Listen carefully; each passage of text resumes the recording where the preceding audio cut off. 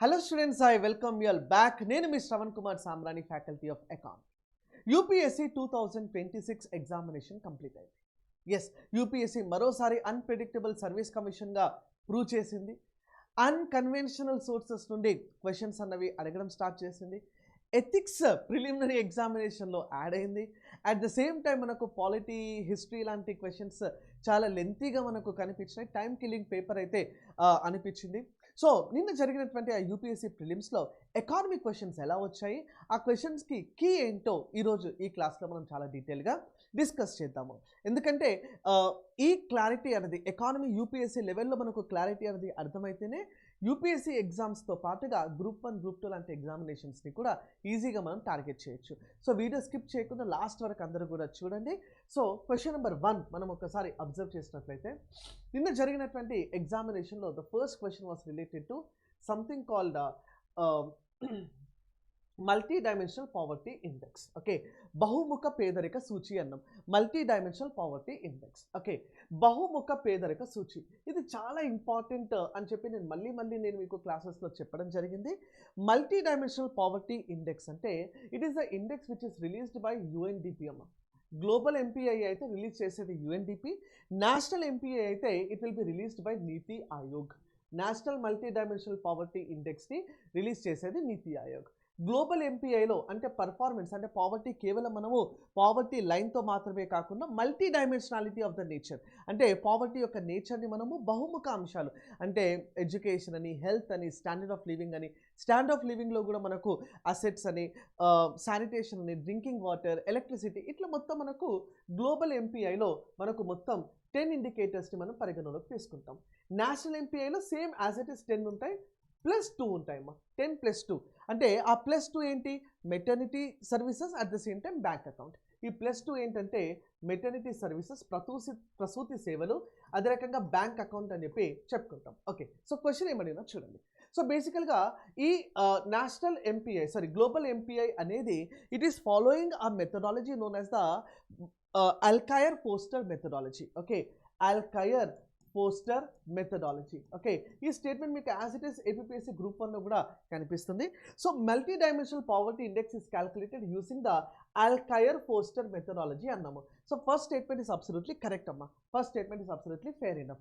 The reason being it is using the dual cut offs అంటే poverty యొక్క తీవ్రతను మనం చూస్తాము. అట్ ద సేమ్ టైం ఎన్ని అంశాల్లో ఒక వ్యక్తి పేదవాడిగా ఉన్నాడో కూడా మనం పరిగణలోకి తీసుకుంటాం. Okay, Alkire Foster methodology. Next, MPI is calculated by NITI Aayog has a total of 12 indicators. చెప్పినాం కదా 10 + 2 అంటే 12 కాబట్టి yes, second statement is also fair enough. Okay, third statement observe చేయండి.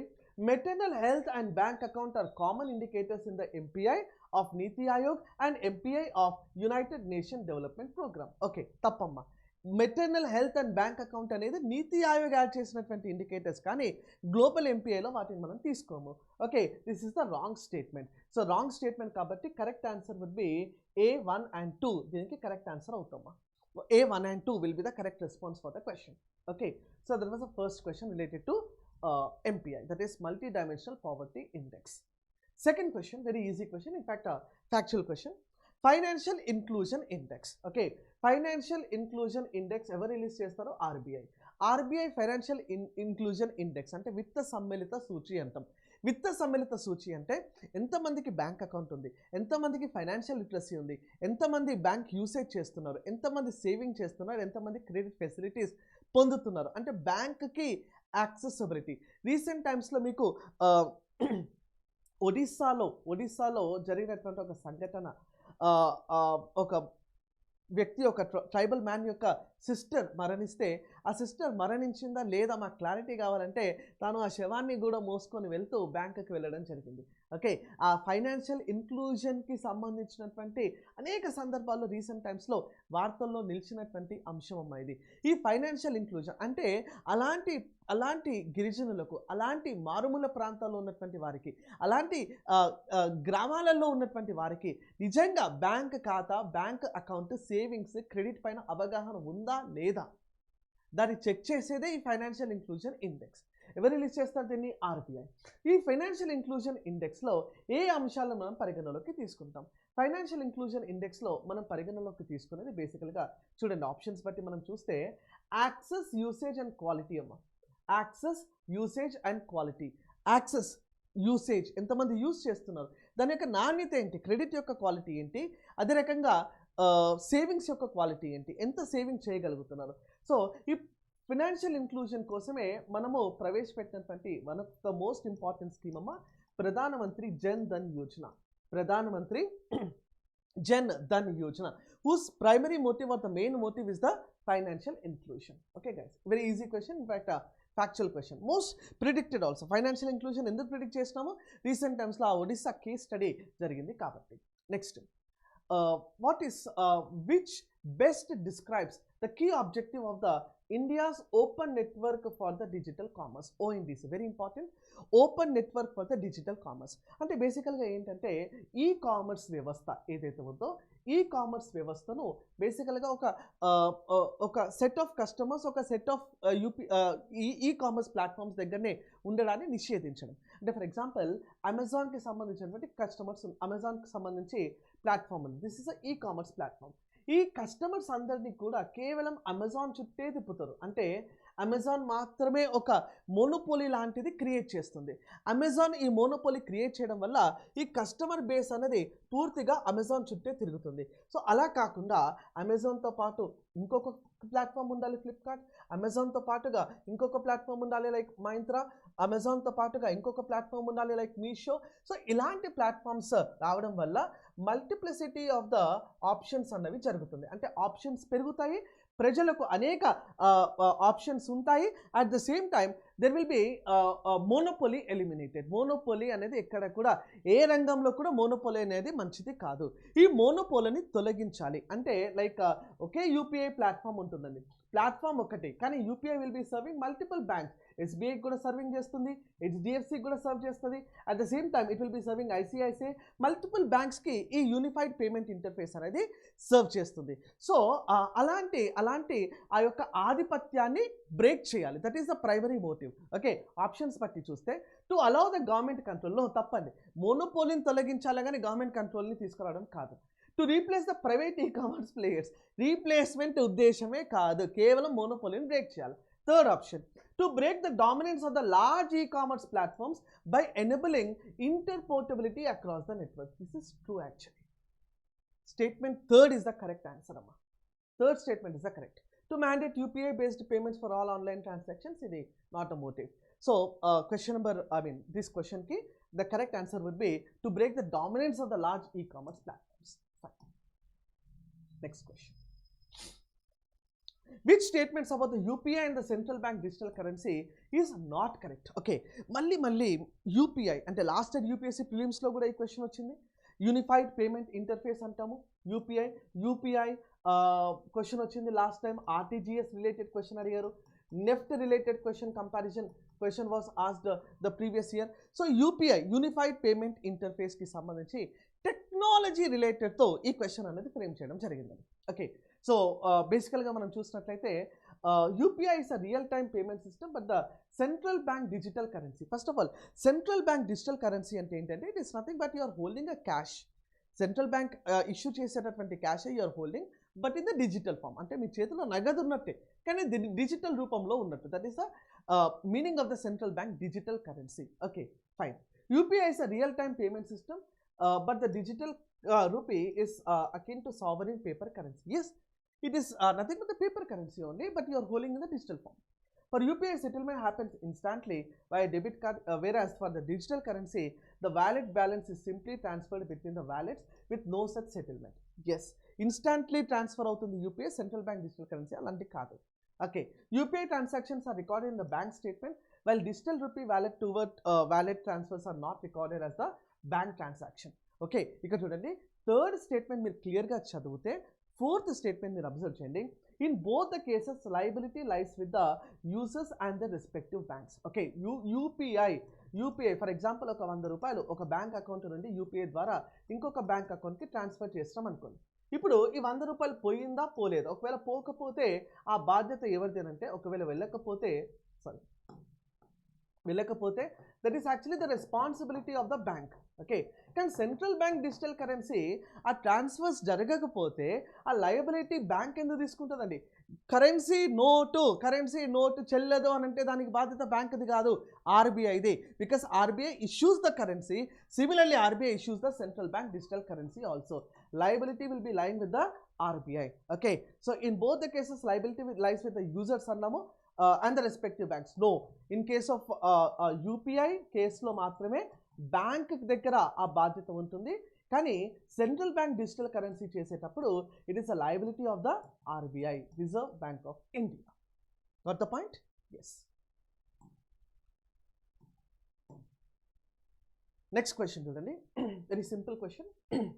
A bond whose proceeds are used only to the finance or refinance a combination of both finance or refinance a combination of both environmental and social projects.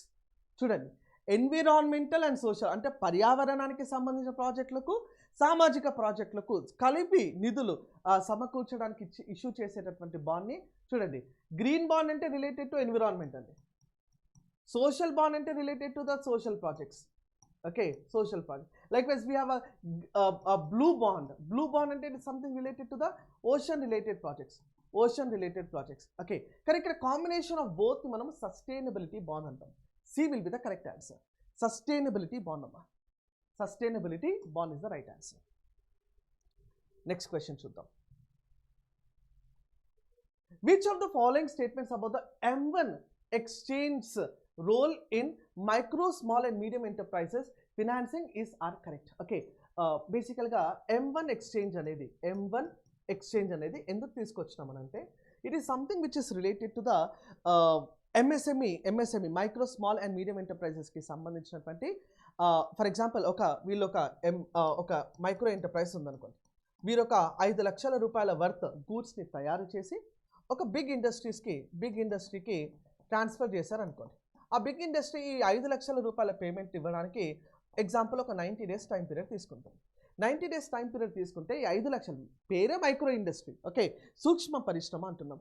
So ఈ 5 లక్షల రూపాయలు ఇవ్వడానికి 90 రోజులు అంటే 3 నెలల సమయం వారు తీసుకున్నట్లయితే న్యాచురల్గా ఏమవుతుందంటే ఈ మైక్రో ఎంటర్ప్రైజ్కి వర్కింగ్ క్యాపిటల్ అనేది తగ్గుతుంది. అవునా, working capital of the micro enterprises will be reduced. So working capital తగ్గడం వల్ల వారు రన్ చేయడానికి చాలా కష్టంగా ఉంటుంది. అందుకొరకే ఆర్బీఐ ఈ M1 ఎక్స్చేంజ్ అనేటటువంటి ట్రెడ్స్ రూపంలో దీన్ని ఒక ప్రవేశపెట్టడం జరిగింది. ఓకే, సో ఈ మైక్రో ఎంటర్ప్రైజెస్ MSMEస్కి సపోర్ట్ ద ఫైనాన్సింగ్ అనేటటువంటి ఉద్దేశంతో ఈ M1 ఎక్స్చేంజ్ ట్రెడ్స్ అనేటటువంటి సిస్టమ్ని ఇంట్రడ్యూస్ చేయడం జరిగింది. ఓకే, సో బేసికల్గా మీరు ఇక్కడ అబ్జర్వ్ చేసినట్లయితే ఒక గ్యారంటీ, ఈ పెద్ద కంపెనీకి మేము గూడ్స్ సేల్ చేస్తాం అనేటటువంటి గ్యారంటీని కనుక బ్యాంక్కి సబ్మిట్ చేస్తే ఆ లయబిలిటీ ఏదైతే ఉందో కొంచెం డిడక్షన్తో MSMEస్కి ముందుగానే ఇచ్చేస్తారు. తర్వాత ఆ banks will be collecting from the big enterprises. That is the M1 exchange system. Okay, చూడండి, M1 exchange system provides collateral based loans to the MSME. తప్పండి, లోన్స్ గురించి కాదు ఇది. It is not a loan. వాళ్ళు sale చేసినటువంటి goods యొక్క value మాత్రమే వాళ్ళు ఇస్తారు.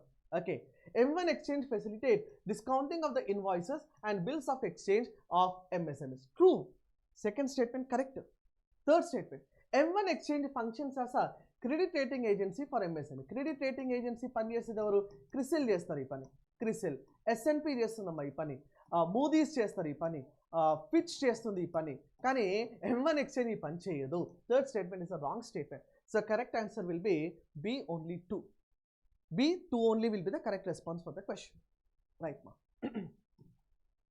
Next, ఒకసారి మీరు అబ్జర్వ్ చేస్తే which of the following best describes the crowding out effect in the context of the fiscal policy? Okay, fiscal policy లో crowding out effect అంటే ఏంటంటే బేసికల్గా గవర్నమెంట్ ఎక్కువ స్పెండింగ్ చేయడం వల్ల, గవర్నమెంట్ ఎక్కువ బ్యాంకుల నుండి లేదంటే ఇతర ఫినాన్షియల్ ఇన్స్టిట్యూషన్స్ నుండి అప్పులు తీసుకోవడం వల్ల గవర్నమెంటే అన్నీ చేస్తుంది, గవర్నమెంటే ఇన్ఫ్రా చేస్తుంది, గవర్నమెంటే కంపెనీస్ ఎస్టాబ్లిష్ చేస్తుంది, గవర్నమెంటే బారింగ్ ఎక్కువ చేయడం వల్ల ప్రైవేట్ ప్లేయర్స్కి ఏమీ కూడా మిగలదండి. ప్రైవేట్ ప్లేయర్స్కి they will have nothing to do the investment. అంటే గవర్నమెంట్ స్పెండింగ్ పెరగడం వల్ల ప్రైవేట్ పెట్టుబడులు అనేవి తగ్గుతాయి. దాన్ని క్రౌడింగ్ అవుట్ ఎఫెక్ట్ అంటాం. ఆప్షన్స్ చూద్దామా.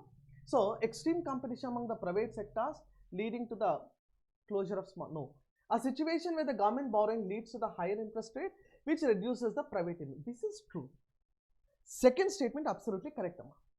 Second statement is fair enough. Increase in tax rate, no. Sudden flight of a foreign institution, no. So second statement is true. B is the correct answer. B is the right answer. Next, rare earth elements. Which of the following statements related to rare earth elements and critical minerals are correct? Okay, దీన్ని చిన్నపాటి elimination టెక్నిక్తో మనం చేయవచ్చు. ఎలా అంటే first మీరు observe చేయండి, fourth statement చదవండి. Rare earth elements ఎక్కడ మీరు బుక్లో రేర్ ఎర్త్ ఎలిమెంట్స్ అన్న పాయింట్ మీకు ఓపెన్ చేసినా కూడా రేర్ ఎర్త్ ఎలిమెంట్స్ అనేవి మొత్తం మనకు 17 నెంబర్ వస్తుందమ్మా. 17 ఆర్ రేర్ ఎర్త్ ఎలిమెంట్స్, కానీ ఇక్కడ 13 అన్నారు. సో ఫోర్త్ స్టేట్మెంట్ తప్పు. Fourth statement is gone. Fourth statement gone అంటే D is gone and C is gone. Okay, ఇప్పుడు సెకండ్ స్టేట్మెంట్ చూడండి. Second statement, China is the highest share in mining of rare earth elements followed by India. No, followed by India కాదండి. China తర్వాత అనేక దేశాలు ఉన్నాయి rare earth elements.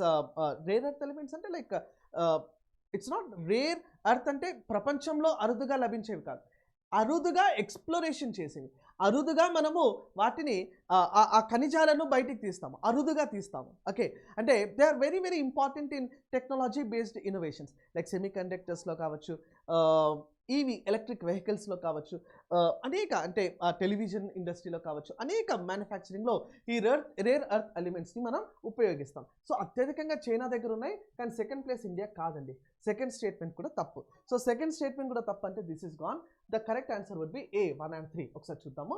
Modern technological innovations including AI, robotics and space exploration extensively utilize the rare earth elements. First statement is fair enough. Third statement, Government of India launched the National Critical Mineral Mission in 2025 to establish a robust framework for the self-reliance in the critical mineral sector. This is also true only. So 1 and 3 will be the correct answer for the question. Okay, next one. Next, which of the following statements about the insurance in aviation sector are correct? నేను మళ్ళీ year UPSC అనేక బ్యాచెస్లో చెప్పడం జరిగింది. ఈ year మనకు air India crash అయింది, IndiGo airlines వార్తల్లో ఉంది. సో బేసికల్గా మనకు ఎయిర్ ఇండియా విమానం క్రాష్ అయినప్పుడు what should be the compensation, insurance ఎలా ఇవ్వాలి, దానికి సంబంధించిన ఫ్రేమ్వర్క్ ఖచ్చితంగా అడుగుతారనుకున్నాం. ఇండిగో ఎయిర్లైన్స్ డిలే అయ్యాయి, ఆ డిలే అయినప్పుడు ఆ ప్యాసింజర్స్ని ఎలా మనం కంపెన్సేట్ చేయాలి, దానికి సంబంధించి కూడా it has been in news.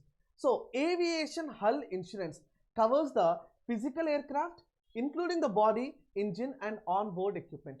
Aviation hull insurance ద్వారా మనం ఏం చేస్తామంటే ఆ ఎయిర్క్రాఫ్ట్ బాడీని కవర్ చేస్తాం, at the same time aircraft యొక్క ఇంజిన్ని మనం కవర్ చేస్తాం, అంటే మొత్తం విమానాన్ని మనం కవర్ చేస్తాము. First statement is fair enough. Second, Montreal convention 1999లో వచ్చిందమ్మా ఇది. మాంట్రియల్ కన్వెన్షన్, ఇందులో భారతదేశం సభ్యత్వం ఉంది. So over by 130 countries including India, airlines are strictly liable to pay compensation to the family nominee of every deceased passenger without requiring the family to prove the fault. This is true. అంటే ఈ Montreal convention ద్వారా మనం ఏం చేస్తామంటే we should compensate the diseased persons, అంటే ఎవరైతే మరణించారో వాళ్ళకి compensation ఇవ్వాలి. డిలేడ్ ఫ్లైట్స్కి కూడా మనం కంపెన్సేషన్ ఇవ్వాల్సి ఉంటుంది. Delayed flights without any reason, విమానాలు ఆలస్యం అయితే అప్పుడు కూడా నష్టపరిహారం అనేది చెల్లించాల్సి ఉంటుంది. So 1 second, second statement is also true. అందుకే C both 1 and 2 will be the correct answer for the question. C both 1 and 2 would be the correct response. Right. Next, which of the following statement about the crowd funding is are correct? Crowd funding అనే term మనకు recent times ఎక్కువగా వినిపిస్తున్నటువంటి పదజాలం ఇది. Crowd funding అంటే బేసికల్గా ఎకానమీలో as such మనము ఎంఎస్ఎంఈస్ని help చేయడానికి, అనేక స్టార్టప్ని ప్రమోట్ చేయడానికి క్రౌడ్ ఫండింగ్ అన్న పదాన్ని మనం వాడుతున్నాము.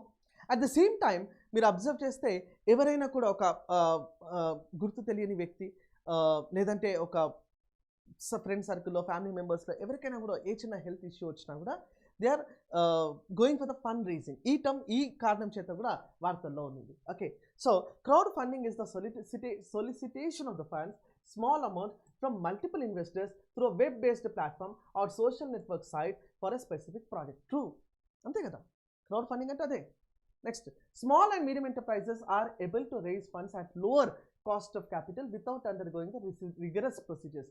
ఎస్, ఈ క్రౌడ్ ఫండింగ్ ద్వారా చిన్న పరిశ్రమలు, మధ్యస్థ పరిశ్రమలకు they are getting easy options altogether. So third stage, I mean both will be the correct answer for the question. Both అమ్మా, both. Next very important question ఇది. I mean కమిటీస్ బేస్డ్లో factual question అడిగినారు. ఇంకోటి like RN Malhotra committee comprehensive reforms of insurance sector. Malhotra అనగానే insurance sector గుర్తుకు రావాలి. Malhotra committee సిఫార్సుల తర్వాతనే IRDAI insurance regulatory development authority of India ఏర్పడింది. Malhotra committee. LC Gupta committee road map for the derivatives trading SEBI. That is also actually true. Urjit Patel committee road map for lending to the housing sector. Housing sector అనగానే మీకు ఏం గుర్తుకు రావాలని చెప్పినానమ్మా నేను. Housing sector అనగానే మీకు గుర్తుకు రావాల్సింది Deepak Mohanty committee. Urjit Patel committee have actually recommended the monetary policy framework. ఈరోజు మనం చూస్తున్నటువంటి ద్రవ్య విధాన ఫ్రేమ్వర్క్, మానిటరీ పాలసీ ఫ్రేమ్వర్క్ ఏదైతే ఉందో that was actually recommended by the Urjit Patel committee. Third statement తప్పమ్మా. Malegaon committee roadmap for the requirements in the microfinance sector. True. First statement is true. Okay, so correct answer would be 1, 2 and 4 will be the correct answer. Urjit Patel okka TCI.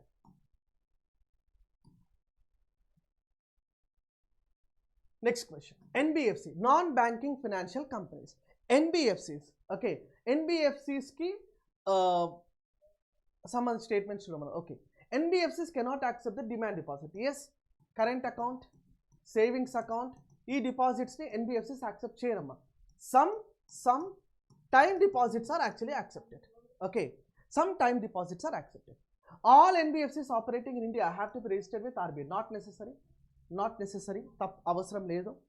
NBFCs form a part of the payment and settlement system and can issue cheques issue చేస్తారమ్మా. Bajaj finance వాళ్ళు కానీ ఒక chit fund company, registered chit fund company cheque book ఇస్తారా? ఇవ్వరు కదా, తప్పిది.